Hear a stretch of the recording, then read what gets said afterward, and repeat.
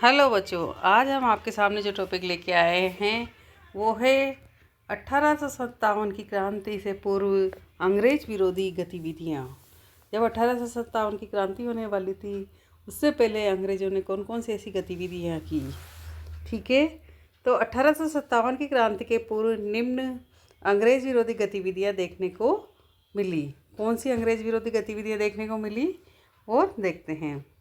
जब कोटा में अंग्रेज़ों ने झाला जालिम सिंह के उत्तराधिकारी का समर्थन किया तो अंग्रेज़ों का विरोध का सामना करना पड़ा। जब झाला जालिम सिंह का जो उत्तराधिकारी था उसका समर्थन किया अंग्रेज़ों ने तो अंग्रेज़ों को इसका विरोध देखने को मिला, ठीक है। यहाँ पे विरोध किया गया इस चीज़ का। जयपुर में राजमाता भटियानी को जब अधिकार विहीन कर दिया गया तो जनता का विरोध देखने को मिला। एक तो कहाँ पे हुआ था, झाला जालिम सिंह ने जब उत्तराधिकार का समर्थन ले लिया था अंग्रेज़ों की तरफ से, तो अंग्रेज़ों को इसका विरोध, जो यहाँ की जनता थी उन्होंने अंग्रेज़ों का विरोध किया। दूसरा था कि राजमाता भटियानी को जब अधिकार विहीन कर दिया गया तो जनता ने विद्रोह कर दिया। एक अंग्रेज़ अधिकारी कैप्टन ब्लेक की हत्या कर दी। क्या क्या उन्होंने, अंग्रेज़ अधिकारी थे कैप्टन ब्लेक, उसकी हत्या कर दी क्योंकि यहाँ की राजमाता को अधिकार विहीन कर दिया गया था। जोधपुर में जो गतिविधि पर देखते हैं, जोधपुर के महाराज मानसिंह ने सहायक संधिबद्ध होने के बावजूद भी अंग्रेज विरोधी गतिविधियों का साथ दिया तथा अंग्रेज डॉक्टर मॉन्टले के हत्यारों को अपने राज्य में शरण दी।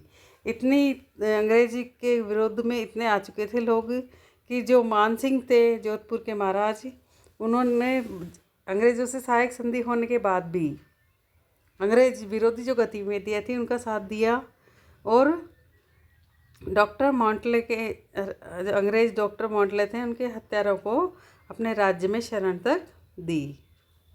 अब अलवर की भरतपुर डूंगरपुर की देखते हैं। अलवर भरतपुर डूंगरपुर के उत्तराधिकारी मामलों में जब अंग्रेज़ों ने हस्तक्षेप किया तो जन विरोध का सामना करना पड़ा। जब अलवर भरतपुर और डूंगरपुर के उत्तराधिकार के मामलों में जब अंग्रेज़ों ने हस्तक्षेप किया, अपना बीच में हस्तक्षेप किया, तो वहाँ की जनता ने इसका, अंग्रेज़ों का विरोध किया।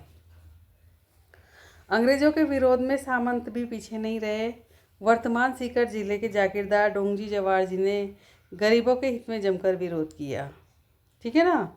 कहाँ के सामंत थे ये? डोंगजी और जवाहर जी सीकर जिले के थे, जागीरदार डोंगजी और जवाहर जी। उन्होंने गरीबों के हित में अंग्रेज़ों का जम के विरोध किया। इन्होंने अपना संपूर्ण खजाना गरीबों को लुटा दिया। ये सरकारी खजाना लूटते थे। डोंगजी जवाहर जी क्या करते थे? सरकारी खजाना को लूटते थे और गरीबों में बांट देते थे और गरीबों की सहायता करते थे। इन्होंने नसीराबाद की छावनी लूटकर गरीबों में बांट दिया और आज भी डोंगजी और जवाहर जी को लोक देवता के रूप में पूजा जाता है। इनके ये नेक कर्मों के कारण, अपनी जनता की सेवा और सहायता करने के कारण आज भी ये देवता के रूप में डोंगजी और जवाहर जी पूजे जाते हैं। अगली चीज़, डॉक्टर अशोक मेहता ने 1857 की क्रांति का नाम दिया। 1857 भारत का प्रथम स्वाधीनता संग्राम वी.डी. सावरकर ने कहा। 1857 को भारत का प्रथम स्वाधीनता संग्राम किसने कहा? वी.डी. सावरकर ने। आगे चलते हैं। 1817 में आत्मीय सभा की स्थापना राजा राममोहन राय ने की। किसने की थी आत्मीय सभा की स्थापना? राजा राममोहन राय ने। और 20 अगस्त 1828 में ब्रह्म समाज के रूप में जाना गया, जो बाद में किसके रूप में जाना गया? 20 अगस्त 1828 से ब्रह्म समाज के रूप में जाना गया। 1829 में सती प्रथा निरोधक अधिनियम विलियम बेंटिक ने लागू किया। 1829 में सती प्रथा निरोधक अधिनियम किसने लागू किया था? विलियम बेंटिक ने, ठीक है।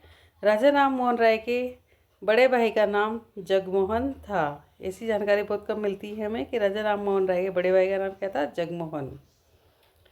1830 में सती प्रथा पर सबसे पहले रोक अलवर रियासत ने लगाई। सती प्रथा का जो प्रथा थी कि पति के स्वर्गवासी होने के साथ उसी की चिता पर पत्नी को भी जला दिया जाता था, ये जो सती प्रथा थी उस पर रोक अलवर रियासत ने लगाई।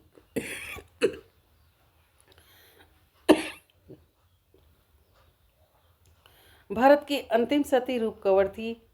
1987 में भारत ने सती प्रथा निरोधक अधिनियम पारित किया। अंतिम जो सती थी उसका नाम था रूप कंवर। और 1987 में भारत ने सती प्रथा निरोधक अधिनियम पारित कर दिया। कब किया था? 1987 में। 1856 विधवा पुनर्विवाह एक्ट पारित हुआ और इसके जनक ईश्वरचंद विद्यासागर थे। विधवा पुनर्विवाह एक्ट के जनक कौन थे? ईश्वरचंद विद्यासागर। त्याग प्रथा पर 1831 में जोधपुर रियासत ने रोक लगाई। त्याग प्रथा पर किसने रोक लगाई? 1831 में जोधपुर रियासत ने। 1832 में कोटा बूंदी रियासत के पास 1832 में कोटा बूंदी रियासत ने दास प्रथा पर रोक लगाई और अंग्रेजों की सहायता से। कोटा बूंदी ने दास प्रथा पर रोक लगाई लेकिन अंग्रेजों की सहायता से लगाई। कब लगाई थी? 1832 में। कन्या क्रय विक्रय 1834 में जयपुर रियासत ने कन्या क्रय विक्रय पर रोक लगाई। कब लगाई? 1834 में जयपुर रियासत ने कन्या का जो क्रय विक्रय किया जाता था उस पर, बदलता खरीदना और बेचना, उस पर रोक लगाई। समाधि प्रथा 1844 में जयपुर रियासत ने रोक लगाई। समाधि प्रथा पर किसने रोक लगाई? 1844 में जयपुर रियासत ने रोक लगाई। कन्यावध 1847 में कोटा रियासत ने रोक लगाई। कन्यावध पे किस पे रोक लगाई? कोटा रियासत ने 1847 में। डाकन या डायन प्रथा जो समय चला करती थी उस पर उदयपुर रियासत ने रोक लगाई 1853 में। कब लगाई? 1853 में उदयपुर रियासत ने किस पे रोक लगाई? डाकन प्रथा या डायन प्रथा पर। मुझे उम्मीद है जानकारी आपको अच्छी लगी होगी और जानकारी लेके आपके सामने आएंगे। तब तक के लिए हमारे चैनल को लाइक शेयर सब्सक्राइब कीजिए। जय हिंद, जय भारत।